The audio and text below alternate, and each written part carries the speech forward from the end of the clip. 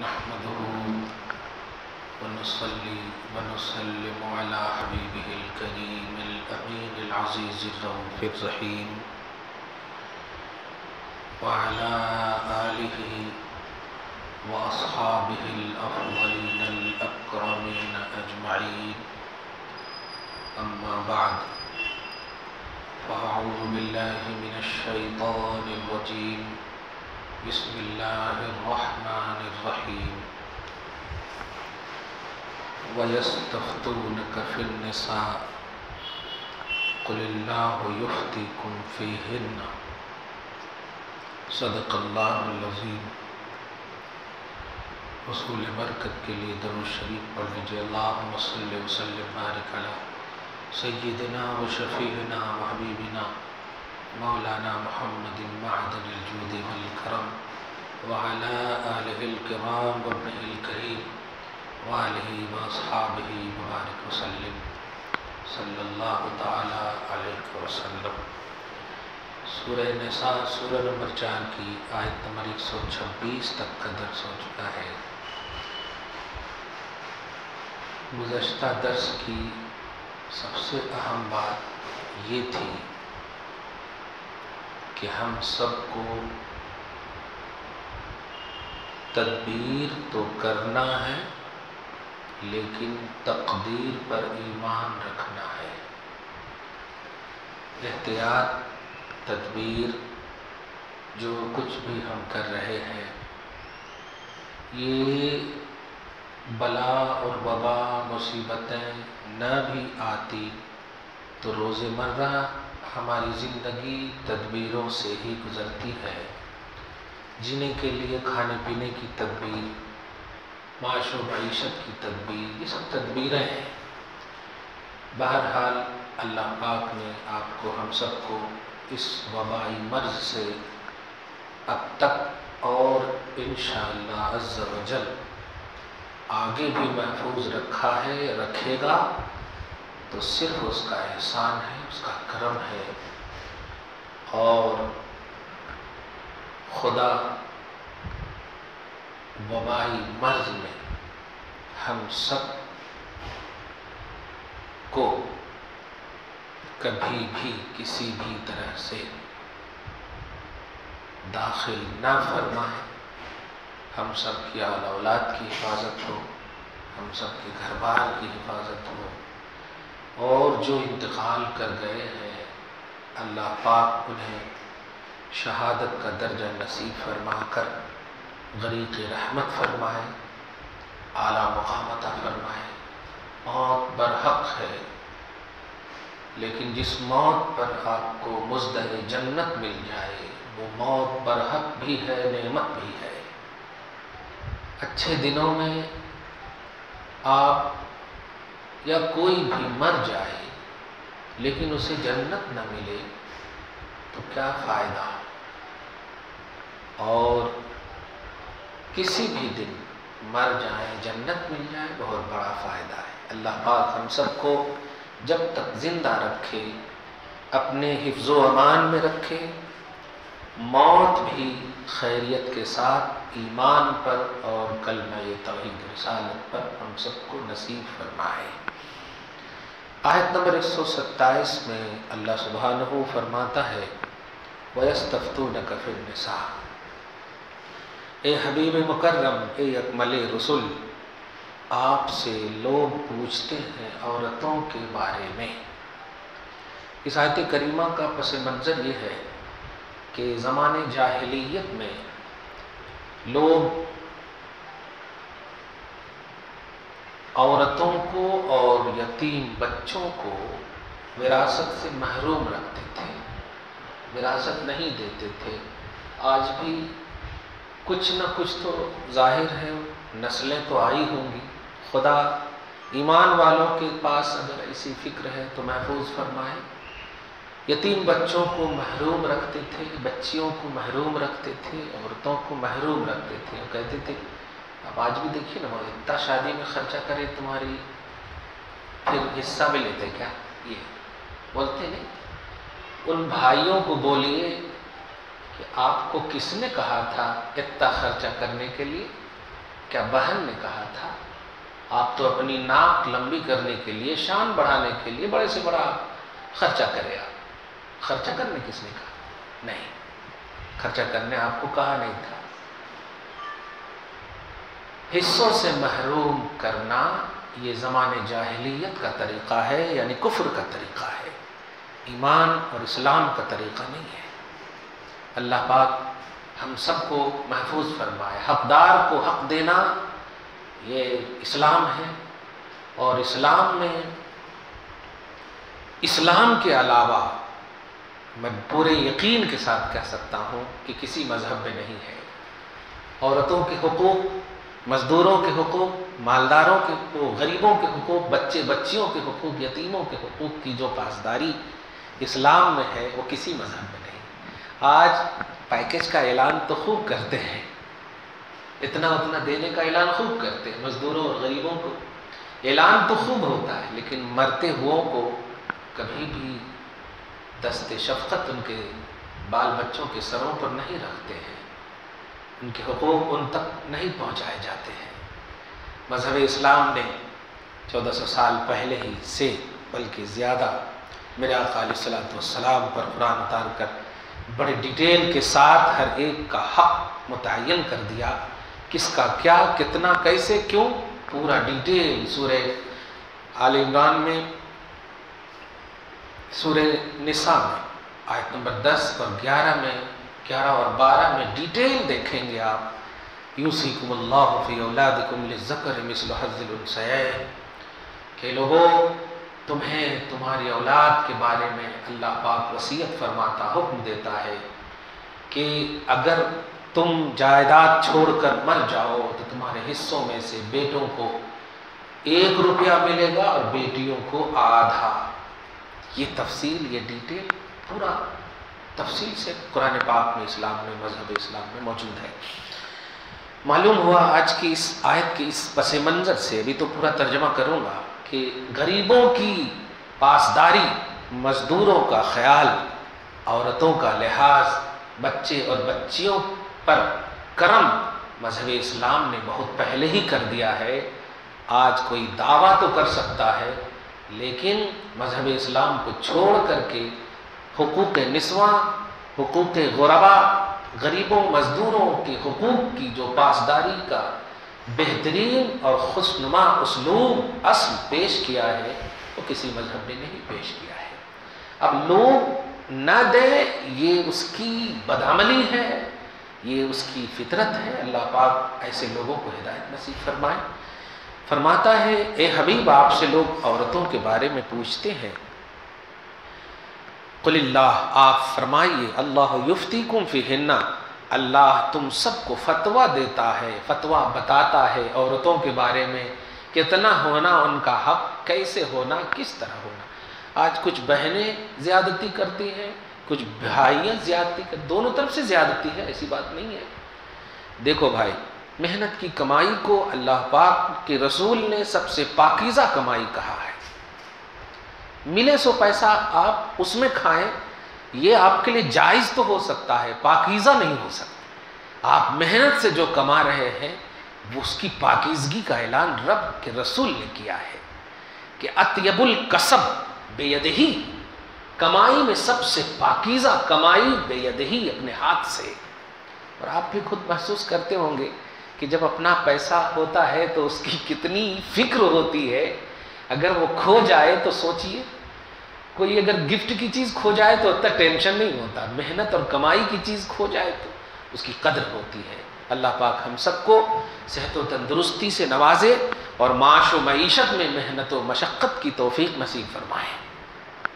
آگے فرماتا ہے کہ عورتوں کے بارے میں تمہیں فتویٰ دیتا ہے، نیز تم پر اللہ کی کتاب میں ان عورتوں کے بارے میں بھی تم پر بتاتا ہے جو تلاوت کرتے ہو یا کی جاتی ہے، جن عورتوں کو تم حقوق سے، وراثت سے محروم کرتے تھے، نہیں دیتے تھے، ما کتب لہن، جبکہ ان کے لیے کتاب الہی میں حصے فکس تھے، مقرر تھے۔ کل ایک بھائی صاحب کا ایک مسئلہ ہے، حالانکہ وہ داماد ہیں گھر کے، لیکن مسئلہ اچھا تھا، پوچھا انہوں نے کہ باپ انتقال کر گیا ہے اور اب جائیداد کی مالک ماں ہے، یعنی ان کی ساس ہے، اور ساس چاہتی ہے کہ وہ اپنی اولاد میں ایکول تقسیم کرے، بیٹا ہو یا بیٹی، تو آپ کیا چاہتے؟ میں نے کہا اس میں روڑے کون اٹکار ہے؟ کہا بھائی، اور وہی مثال تمہاری شادی کر کے دے دیے نا، اتنا دے دیے نا، اتنا سب کچھ ہو گیا نا، اس طرح کی باتیں لا رہے ہیں سامنے۔ میں نے کہا اگر مذہب اسلام مانتے ہو تو اسلام کہتا ہے کہ جب انسان زندہ ہے، مال کا مالک ہے، تو وہ جس کو جتنا چاہے دینے کا حق رکھتا ہے۔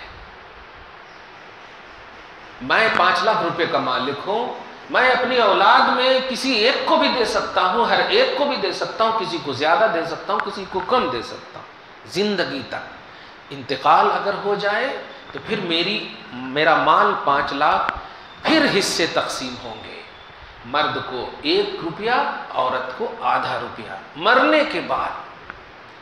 تو مرنے کے بعد کا مسئلہ الگ ہے، اور زندگی میں مالک کو، وراثت دینے والے کو یہ حق حاصل ہے کہ وہ ایکول ہی اپنی اولاد میں تقسیم کرے، تاکہ غریب بھی ان کے لیے ایصال ثواب کرے اور امیر بھی ان کے لیے ایصال ثواب کرے، دونوں ان کے لیے دعا و مغفرت کرے اور ایصال کرے۔ ایسا نہ ہو کہ اگر کسی کو آپ زیادہ دے دیں گے تو پھر جس کو نہیں دیے ہیں وہ کہیں گے جاؤ نا تم قرآن خوانی کرو جا کے، تم ایصال ثواب کرو جا کے، تمہارے کو امی اتنا دی، تمہارے کو انہوں اتنا دی، اس طرح کے نہیں۔ تو زندگی میں ایکول حساب کا حکم ہے، شریعت کا حکم ہے، وہ بھی مالک کو حق حاصل ہے کہ وہ اس طرح اخلاقی طور پر کرے، اور اگر چاہے تو کسی ایک کو بھی دے سکتا ہے، 2 کو دے سکتا ہے، تیسرے کو محروم کر سکتا ہے، ان کو حق حاصل ہے۔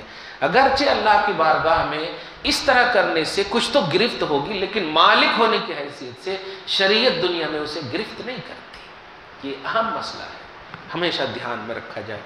زور نہیں ڈال سکتے کہ آپ نے اپنی بہن کی شادی میں اتنا خرچ کر دیا۔ میں تو بہت افسوس کرتا ہوں جو بچے سعودی عرب جاتے ہیں، جب جاتے ہیں کمائی ہوتی ہے تو اپنے ماں باپ کو یہ کہتے ہوئے پیسہ بھیجتے ہیں میں کما رہا ہوں نا، تم کھاؤ، کتنا کھانا ہے کھاؤ، میں ہوں نا۔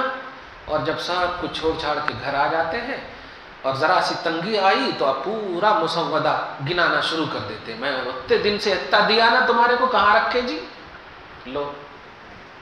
اور اگر ماں نے اس درمیان اس پیسے سے کوئی جائیداد خرید لیا، مکان خرید لیا، تو اب بولتے نہیں وہ میرا پیسہ ہے، جبکہ وہ خریدا تھا کسی اور کے لیے، وہ اس لیے خریدا تھا کہ تم تو کہے تھے کہ تم کھا لو، مگر میں نے بچا کر خریدا، میرا دوسرا بیٹا ناکارہ تھا اس لیے میں نے اس کے لیے خرید لیا، تم تو کہہ دیے تھے کھا لو۔ اب بتائیے، آپ نے کہہ دیا تھا کھا لو، اگر کھا لیتی تو پھر کیا کرتے؟ اگر ایک بھائی کا گھر بس گیا اس پیسے سے تو تمہیں تو خوش ہونا چاہیے، اللہ مجھے تو نے توفیق دیا کہ میرے پیسے سے میری ماں نے ایک بھائی کا گھر بسا دیا، تو ڈبل ثواب ملتا۔ تو یہ فکر ہمیشہ دھیان میں رہے کہ ماں باپ کی خدمت کے لیے جو بھی پیسے خرچ کرتے ہیں اس کے بارے میں نگیٹو سوچنا بھی شریعت کے خلاف ہے۔ اللہ نے آپ کو وہ توفیق دیا کہ آپ نے ان کے لیے خرچ کیا، یہ توفیق ہے اللہ کی طرف سے۔ اخلاقی طور پر اگر کبھی کمزوری آ جائے تو ماں باپ تو آپ کو دیکھیں گے ہی، محنت کریں گے ہی، اور آپ کے لیے کچھ نہ کچھ ضرور کریں گے۔ جو ماں باپ بغیر محنت مشقت کے آپ کو اتنا بڑا کر کے پڑھایا لکھایا سب کچھ کیا، وہ ماں باپ آپ کے لیے نہیں کر سکتے، ایسا کیسے ہو سکتا؟ آپ تو ماں کے ایک قطرہ دودھ کا بھی حق ادا نہیں کر سکتے آپ، کیونکہ انہوں نے جب پلایا تھا تم سے کوئی پیسہ نہیں لیا، کوئی پیسہ نہیں، تمہاری سینچائی میں محنتوں میں جو محنتیں کی ہے، تمہارے نشو و نما میں جو محنتیں کی ہے، اس کا حق ادا نہیں کر سکتے۔ خیر، تو جو ان کے حصے متعین تھے زمانے جاہلیت کے لوگ نہیں دیتے تھے۔ نبی صلی اللہ علیہ وسلم سے جب پوچھا اس وہی روش میں آنے والے، تو آپ نے بتا دیا کہ اسلام میں ہر ایک کے حقوق متعین ہیں، ان کو دو، چاہے وہ یتیم ہو۔ ہوتا کیا تھا کہ کسی کا باپ مر جائے اور یتیم بچی ہو، اگر خوبصورت ہو تو اس سے وہ نکاح کر لیتے تھے زمانے جاہلیت والے، اور نکاح کر کے سارا مال ہڑپ لیتے تھے لوگ۔ خوبصورت نہ ہو تو جو کفیل تو بن جاتے تھے، نکاح نہیں کرتے تھے، اب نکاح کراتے بھی نہیں تھے ایسا، یا کرائے بھی تو کسی غریب سے اس طرح سے ایک دم مجبور سے کرا دیے تاکہ انہوں مانگ نہ سکے۔ بہرحال یہ فراڈ ہے، یہ دھوکہ ہے، اور آپ عوام مخلوق سے تو یہ کر سکتے ہو، خدا سے نہیں کر سکتے، خدا کی بارگاہ میں نہیں بچ سکتے۔ اللہ آگے فرماتا ہے وَتَرْغَبُونَ أَن تَنكِحُوهُنَّ، اور تم بے رغبتی سے پیش آتے تھے نکاح کرنے کے سلسلے میں، اور کمزور بچوں کو بھی تم ان کا حق نہیں دیتے تھے جبکہ لکھے ہوئے ہیں، اور تمہیں فتویٰ دیتا ہے اللہ پاک کہ یتیموں کے لیے انصاف کے ساتھ کھڑے رہنا، یتیموں کے لیے انصاف کے ساتھ کھڑے رہنا۔ وَمَا تَفْعَلُوا مِنْ خَيْرٍ، اور جو بھی تم بھلائی کرو گے فَإِنَّ اللَّهَ كَانَ بِهِ عَلِيمًا، اللہ ان بھلائیوں کو جانتا ہے۔ مخلوق کے سامنے آپ ریاکاری سے پیش آ سکتے ہو، دکھاوا سے پیش آ سکتے ہو، لیکن خالق کے سامنے آپ کے عمل کی جو کوالٹی ہے وہ اللہ پاک کے سامنے چھپ نہیں سکتی۔ کیا یہ سچ نہیں ہے کہ ایک باپ ماں 5 لاکھ روپے کا پینشن ہال کس لیے لیتا ہے بتائیے تو؟ کیا رسول تشریف لاتے ہیں وہاں؟ اللہ کی کوئی نیک ولی تشریف لاتے ہیں وہاں؟ نہیں، ٹائی لگا کر کے، کوٹ پہن کر کے، ہم جو نماز بھی نہیں پڑھتے اور جاتے کھانے کے لیے، صحیح ہے؟ وہ 5 لاکھ روپے کیوں خرچ کیا؟ 5 شادیاں ہو سکتی تھی غریبوں کی، ہو سکتی تھی کہ نہیں؟ لیکن آپ اپنی ناک کو سیدھی کرنے کے لیے، شان کو برقرار کر رکھنے کے لیے تو خرچ کر دیے، چلو ٹھیک ہے آپ کو دیا تھا، لیکن جب کبھی غریبی آتی ہے تو 5 لاکھ روپے اتنا اس میں خرچ کرے، اتنا اس میں خرچ کرے، آپ کہیں کو گنا رہے ہیں۔ یہ چیزیں بہت غلط ہے۔ بے برکتی کے پیسے جو ہوتے ہیں وہ فضول میں جاتے ہیں، اور برکت کے جو پیسے ہوتے ہیں وہ اللہ کے فضل میں جاتے ہیں، فرق ہے۔ اللہ آپ کو ہم سب کو فضول سے بچائے اور فضل کی توفیق نصیب فرمائے۔ آگے دیکھیں وَإِنِ امْرَأَةٌ خَافَتْ مِنْ بَعْلِهَا نُشُوزًا أَوْ إِعْرَاضًا، آیت نمبر 128 میں اللہ پاک فرماتا ہے کہ اے عورتوں سنو، اگر تمہیں اپنے شوہر سے زیادتی کا خوف ہو یا روح گردانی، بے توجہی، نان اٹریکشن کا خوف ہو تو کیا کرنا؟ فلا جناح علیہما ان یصلحا، تو شوہر اور بیوی پر سب سے پہلی ذمہ داری جو اسلام پیش کرتی ہے وہ یہ ہے کہ صلح کا راستہ اپناؤ۔ آج ذرا سی میں اس سے پہلے بھی درس میں کہا تھا کبھی کہ ہم لوگ کیسے باپ ہیں، بیٹی کا فون آتا ہے، انہوں ہمارے کو بہت پریشان کر رہے ہیں، ستا رہے ہیں، اب کیوں پوچھنے کی بھی نوبت نہیں، رکو بیٹی میں بھیا کو بھیجتا ہوں، آ جاؤ۔ لو، کیا یہی باپ ہونے کا حق ہے؟ آپ نے کبھی بیٹی کو نہیں مارا تھا گھر میں، آواز نہیں دیا تھا، چیخا نہیں تھا؟ بغیر تحقیق کیا رشتے توڑنے کی بات؟ اگر زیادتی ہے بھی تو آپ دونوں فریق کے درمیان، دونوں بڑے جو بزرگ ہیں، بیٹھو، سولوشن اس کا نکالو۔ آپ نے جو زبردستی بلا لیا، آپ بتائیے وہ پرابلم پہ پرابلم ہوگا کہ نہیں؟ سب سے پہلے مجرم آپ ہیں، آپ نے بلایا کیوں؟ کس کی اجازت سے آپ نے بلایا؟ 3 مہینے سے وہ اچھے سے کھا رہی تھی، پی رہی تھی، ایک دن فون کر دیا تو آپ نے بلا دیا، کیا ہے یہ حرکتیں نہیں ہونی چاہیے۔ کبھی بھی اس طرح کی باتیں ہو تو آپ بلائیے نہیں، آپ خود جائیے، آپ خود جائیے اور ایسا مسکرائیے کہ آپ کو ایک مثال دوں۔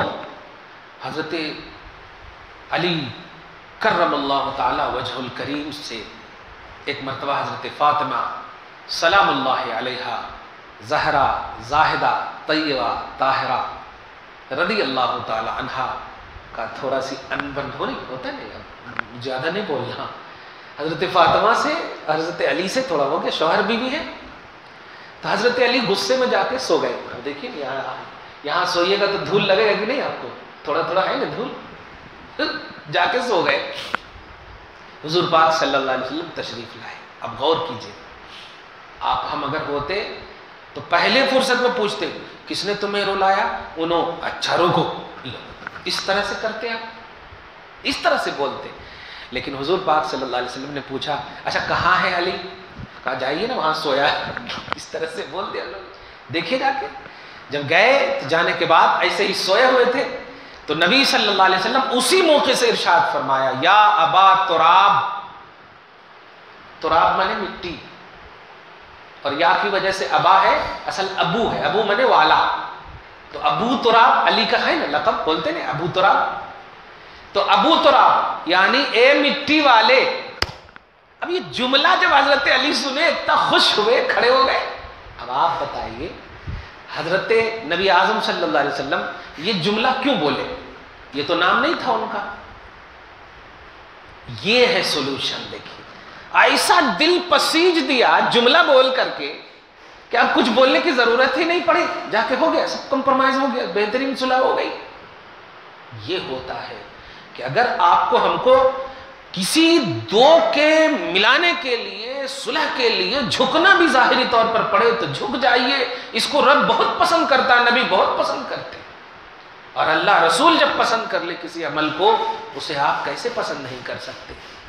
رب فرماتا ہے اے عورتوں اگر تمہیں شوہر سے زیادتی کا خوف ہو, زیادتی کا مطلب کبھی ڈانٹ ڈپٹ چیخ پکار ہوتا نہیں, اور یا بے رغبتی کا خوف ہو, یعنی انہوں آپ کی حقوق کی پاسداری نہیں کر رہے وغیرہ وغیرہ, کیا کرنا؟ سب سے پہلی کوشش کرنا صلح ہو جائے. میں تو ایک مثال ہمیشہ دیتا ہوں کہ بیوی اور شوہر کا جب معاملہ ہو اور امی کی غلطی ہو تو آپ اس وقت بھی بیوی کو ڈانٹیے, مگر بیوی سے پہلے آپ بول دیجئے کہ میں ڈانٹوں گا اس لیے کہ تمہیں ڈانٹنے سے مجھے عذاب نہیں ہوگا, مجھے جہنم میں نہیں جانا پڑے گا, میں تجھ سے بعد میں معافی مانگ لوں گا. لیکن اگر ماں کو میں نے کچھ بھی بول دیا تو رب نے اف کہنے سے بھی منع کیا ہے. اگر ماں کی غلطی بھی ہوئی اور تجھ کو ڈانٹ دیا تو انسانیت ایک ایسی چیز اللہ نے رکھے ہیں کہ جب تنہائی میں ماں بیٹھے گی تو یقین جانیے کہ ان کو احساس ہوگا کہ غلطی تو میری تھی, پھر بھی بچی کو ڈانٹ دیا اس نے, تو جا کر تم سے پھر دیکھو کیسے شیر و شکر ہو جاتی ہے.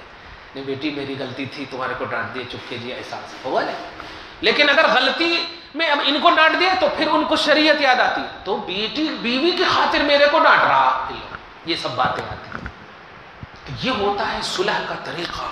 صلح صفایا اللہ کو بہت پسند ہے, اور رشتوں کے باب میں تو خاص طور سے میں بولتا ہوں. ایک بیوی ہم سے نہیں سنبھلتی, حضور 9 10 11 بیویاں پیٹ پہ پتھر باندھ کر کے, اب کوئی غریب نہیں, ابو بکر کی بیٹی, عمر کی بیٹی اور خدیجۃ الکبریٰ جیسی, اب سوچے اتنی بڑی مالدار کیسے سنبھالے؟ یہ پیار تھا, محبت تھی.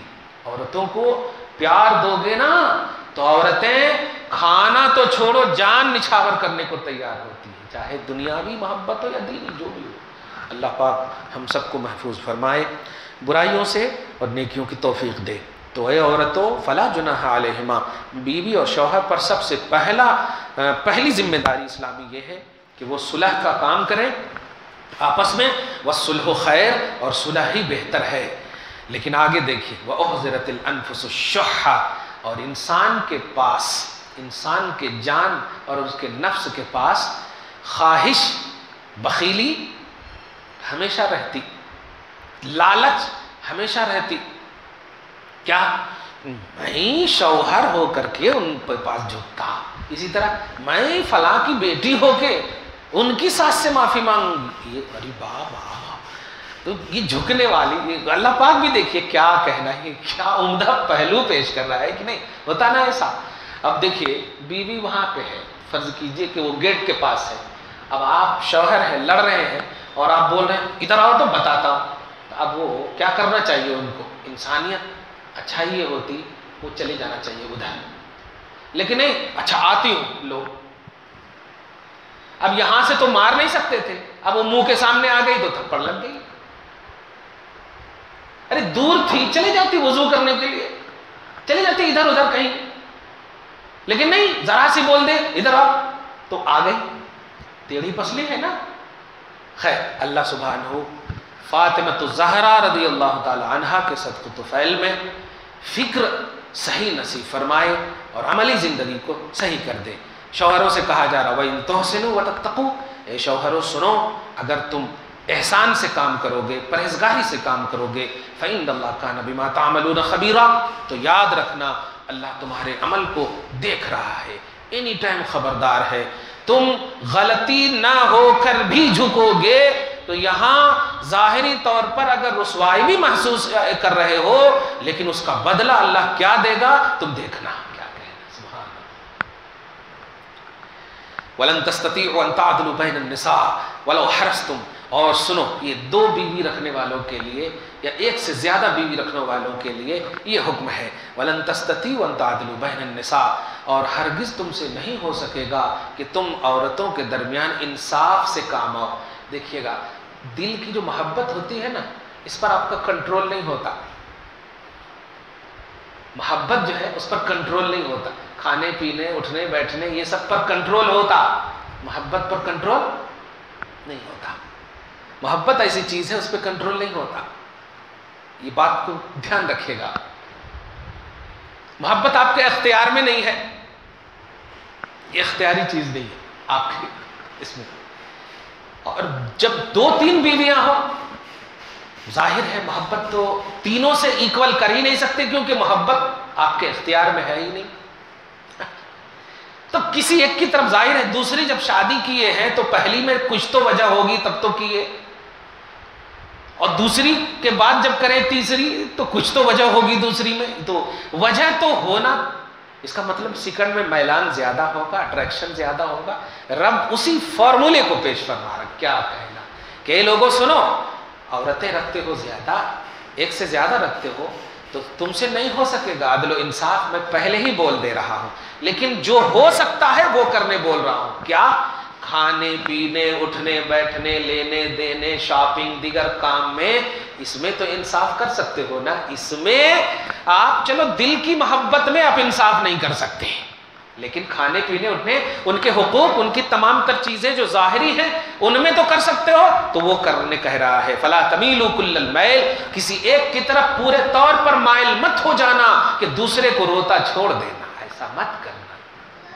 ایک کو بہترین شاپنگ کے لیے روز لے جانا، دوسرے کو نہیں لے جانا، نہیں ایسا نہیں کرنا، دونوں کو لے جانا، دونوں کے لیے ایکول لانا، یہ چیزیں تو کر سکتے ہو۔ محبت چلو ٹھیک ہے، خوبصورتی پر فدا ہو، اداؤں پر فدا ہو، اخلاق پر فدا ہو، تو یہ چیزیں دلی طور پر ہیں، یہ ان کنٹرول ہے، چلو ٹھیک ہے، مگر ظاہری حقوق کے باب میں آپ کمی نہ کرنا۔ آگے فرماتا ہے وَإِن تُصْلِحُوا وَتَتَّقُوا، اگر تم اصلاح سے کام کرو گے، تقوی سے کام کرو گے تو اللہ تمہاری چوک کو معاف کرنے والا اور تم پر رحم فرمانے والا ہے۔ ایک آیت اور سنیے، وَإِن يَتَفَرَّقَا يُغْنِ اللَّهُ كُلًّا مِّن سَعَتِهِ، اور اگر بیوی اور شوہر کے درمیان صلح ہونا امپاسبل، صلح ہونا امپاسبل، اب کوئی پاسبلٹی موجود نہیں دونوں کے درمیان، تو کیا کرنا؟ تو جدائیگی ہی ہے۔ دیکھیے ایک دم لاسٹ کا سلوشن ہے، اب جدائیگی ہی ہے، تو اگر دونوں جدا ہونا چاہتے ہیں تو اللہ پاک فرما رہا ہے یغنی اللہ کل من سعتہ، تو جدا ہو جاؤ۔ عورت اگر چاہتی ہے تو خلا لے لے، مرد اگر چاہتے ہیں تو طلاق دے دے۔ دائرہ شریعت میں نہ ان کو تکلیف نہ ان کو تکلیف، کیونکہ دونوں جدا ہونا چاہ رہے ہو نا، دونوں جدا ہونا چاہ رہے، طلاق کا حکم نہیں دے رہا۔ اگر دونوں کا نباہ ممکن ہی نہیں، امپاسبل ہے ایک دم، بس خالی لڑکی یا لڑکا بس خلیفین ہی نظر آ رہا، سوسائڈ کرنے کی بات آ رہی ہے، تو ایسی صورت اگر ہے تو سنو اللہ فرما رہا ہے تم دونوں جدا ہو جاؤ، اور جو پروسیس ہے وہ کر لو۔ یغنی اللہ کل من سعتہ، اللہ تمہارے لیے اپنی کشادگی کا دروازہ کھول دے گا۔ یعنی اے شوہرو تم بھی اگر طلاق دو گے اچھی طرح، اے بیوی تم اگر خلا لے گی اچھی طرح، دونوں خوشی راضی برضا ہو کر کے، تو دونوں کے لیے دوسرا بدل اور دوسری زندگی اللہ اپنی جانب سے اچھی عطا کر دے گا۔ دیکھیے لیکن شرط یہ ہے کہ اس میں نفسانیت نہ ہو، اس میں نفسانیت نہ ہو، شریعت کی اتباع ہو، تقوی ہو، پرہیزگاری ہو، کہ نہیں آپ کے ساتھ میرا نباہ ممکن نہیں ہے، آپ کے ساتھ میرا نباہ ممکن نہیں ہے، ہم کو نماز کے لیے فرصت نہیں ملتی، ہم کو دیگر عبادات کے لیے فرصت نہیں ملتی۔ اسلامی مطلب سولوشن ہو، اسلامی پہلو ہو، اسلامی امور ہو، اسلام سے متعلق چیزیں ہو، ایسا نہ کہ دوسرے سے افیئر کا چکر ہے، اب زبردستی اب اس طرح ہو جیسا ہو رہا ہے نا، نہیں، اس کے لیے اللہ پاک تو پھر کبھی معاف نہیں کرے گا، کیونکہ ایک حلال رشتے کو آپ توڑیں گے حرام کے لیے تو اللہ کبھی بھی حلال کی طرف آپ کو کبھی نہیں دے گا۔ آپ کی جوانی تباہ ہو جائے گی، بڑھاپا مطلب مجبور اور لاچار، موت تو خیر غلط ہوگی ہی۔ حلال چیز میں اللہ نے برکت رکھی ہے، حلال کی خاطر کبھی حرام کی طرف نہ جانا۔